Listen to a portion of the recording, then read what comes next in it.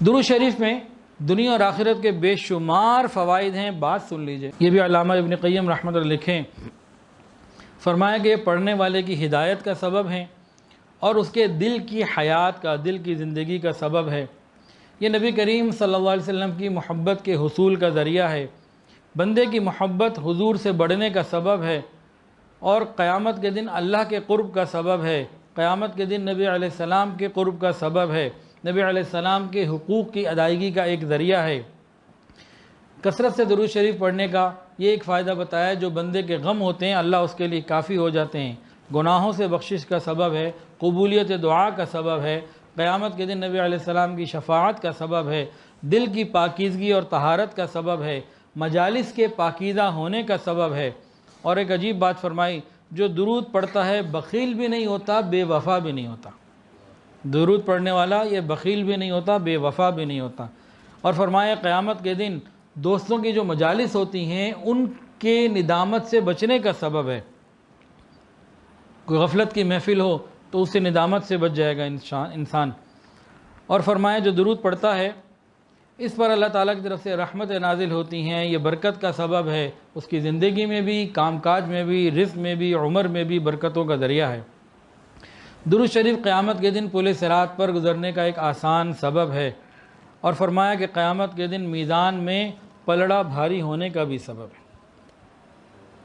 تو یہ بعض فوائد ہیں درود شریف کے، فوائد تو اور بھی بہت ہیں، ہمیں چاہیے کہ ہم کثرت کے ساتھ درود پاک پڑھا کریں۔ ایک حدیث سن لیجئے تاکہ بات کو مکمل کریں۔ علامہ ابن ابی دنیا رحمۃ اللہ علیہ اور علامہ نمیری رحمۃ اللہ نے واقعہ لکھا ہے کہ قیامت کا دن ہوگا، حضرت آدم علیہ السلام کو اللہ تعالیٰ دو سبز چادریں دی ہوئی ہوں گی، ایک اونچے مقام پہ کھڑے ہوں گے، ان کا قد بھی اونچا ہوگا، وہ سب دیکھ رہے ہوں گے کہ محشر میں کیا ہو رہا ہے، اپنی اولاد کو دیکھ رہے ہوں گے کہ کون جنت میں جا رہی ہے، کون جہنم میں جا رہی ہے۔ اتنے میں وہ دیکھیں گے ایک نوجوان کو کہ اس کو فرشتے جہنم کی طرف گھسیٹ کے لے جا رہے ہیں، تو وہ حضور صلی اللہ علیہ وسلم کو آواز دیں گے، یا احمد یا احمد۔ نبی علیہ السلام ان کی طرف متوجہ ہو کے فرمائیں گے، یا ابا البشر، فرمائیے لبیک یا ابا البشر۔ آدم علیہ السلام ان کو بتائیں گے کہ احمد آپ کا ایک امتی فرشتے اسے جہنم کی طرف لے جا رہے ہیں۔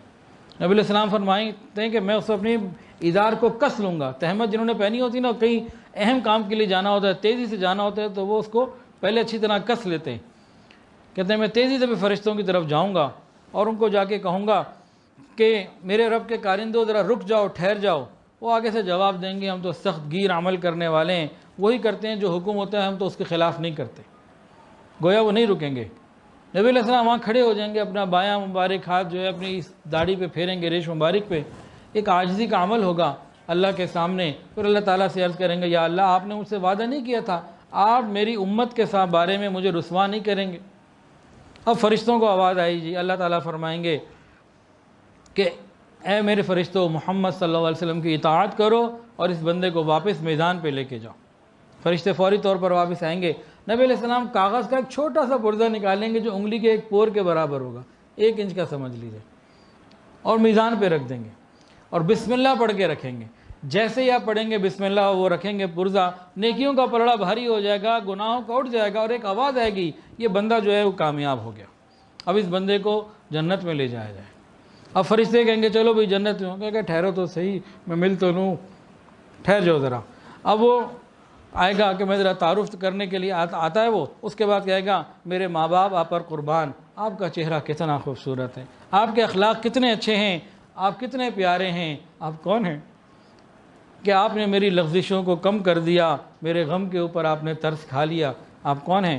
نبی علیہ السلام اس کو جواب دیں گے میں تمہارا نبی محمد صلی اللہ علیہ وسلم ہوں، اور یہ تیرا وہ درود شریف ہے جو تو مجھ پر پڑھا کرتا تھا دنیا میں، آج تیری ضرورت کے وقت یہ تیرے ہی کام آ گیا۔